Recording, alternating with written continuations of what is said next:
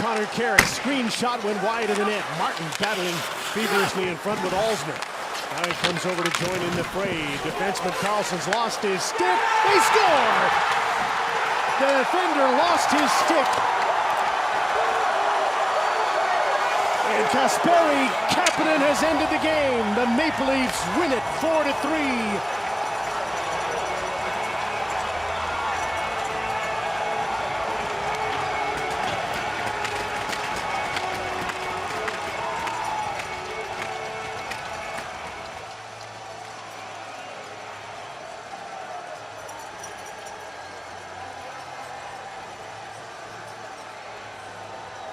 Deep into the second overtime, Kasperi Kapanen, who got his first playoff goal earlier tonight, scores the biggest goal he's ever scored, perhaps in a 4-3 Maple Leaf win that evens this series 1-1. Jim, in game one, this line was a minus on the game-winning goal.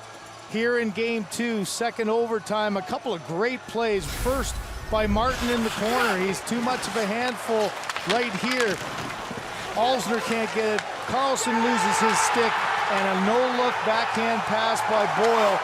Tape to Kapanen in the right place at the right time. Stick on the ice, prepared. He got away from traffic here. He followed it, even maybe called for it, and no stick for Carlson there, and no chance to make a play.